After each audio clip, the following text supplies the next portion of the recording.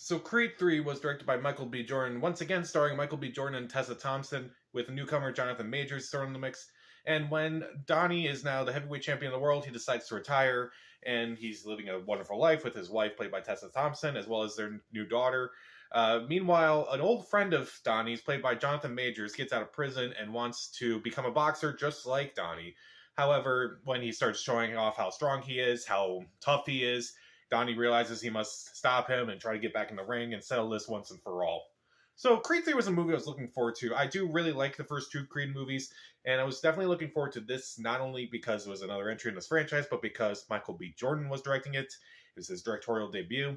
Meanwhile, Jonathan Majors is an actor that I think is really interesting right now. I think he's really good, and I hope his star explodes, and I hope it does explode right after this movie. Creed 3, I really enjoyed it. I thought it was great.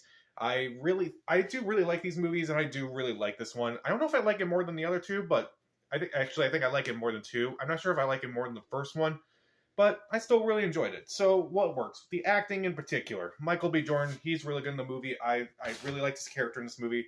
I thought he did a really good job in this movie. Jonathan Majors, he steals this entire movie. He is really good. At times when he's like when he's trying to crack a joke, it works.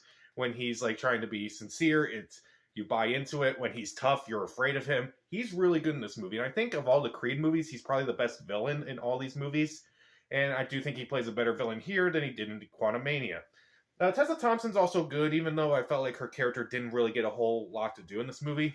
And also, Mila Davis Kent, I thought she did a really good job as the daughter of Michael B. Jordan and Tessa Thompson in this movie. I thought she did a really good job too.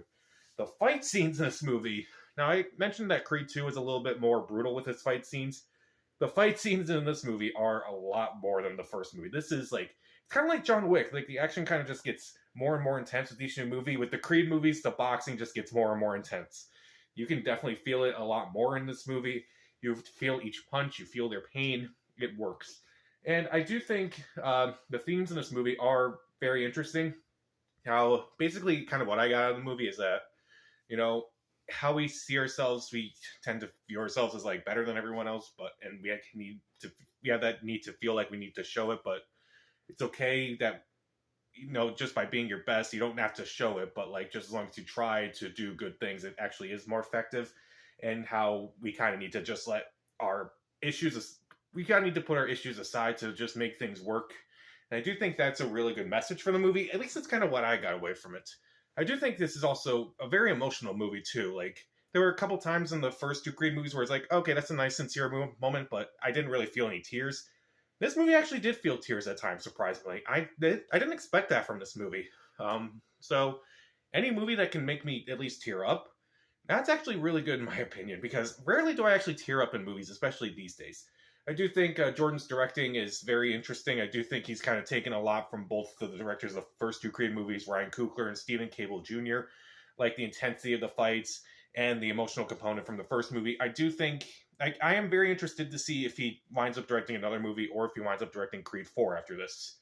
So, is there anything from this movie I didn't really care for? Well, there's a couple storylines in this movie that, honestly, I kind of didn't think really worked. There's this whole subplot involving Creed's daughter, again played by Mila Davis Kent. There's this subplot where she's dealing with a bully, and yet she winds up punching the girl who's bullying her. And Donnie's like, why don't I try teaching you how to fight?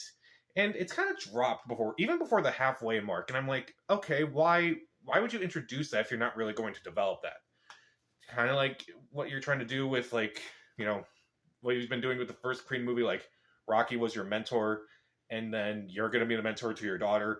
I guess that's what I was trying to allude to, but it's mostly dropped for the rest of the movie. And there's also a subplot involving another boxer. He's kind of just forgotten about until the very end of the movie, too.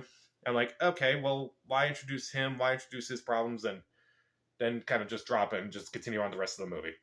And also, admittedly, even though the fighting is really intense and the punches feel really strong, the final fight is a little too cartoonish. But you'll know what I'm talking about if you see this movie. It feels cartoonish. It's ridiculous. It's over the top. I'm not going to explain what happens in this movie, but when it happens, I'm like, they are not doing this. They are actually not doing this. And they did. And it's like, I get what they were trying to do. Like, it's kind of shows that it's just them. It's mainly just between the two of them. but it could have been handled a lot better. And I felt like it took away from a lot of the realism that this whole Creed franchise has tried to build up.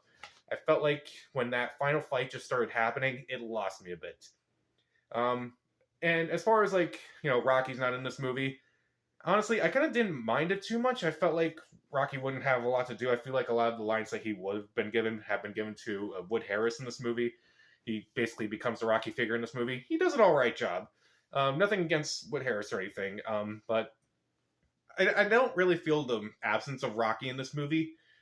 But it's kind of noticeable. It's not like it really needs him in this movie. So overall, I still think Creed 3 is really good. I think the acting's really good.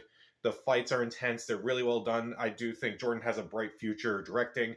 The themes are interesting. It is very emotional. And even though I kind of don't like some of the storylines that aren't really fully developed, and also the final fight, which is a little bit too ridiculous for me, I would still recommend seeing this, especially if you love the first two movies. I'll give Creed 3 3 out of 4 stars. See it. So, how would you rank the Rocky movies? Comment down below, subscribe to the channel. This is Pat. Stay safe.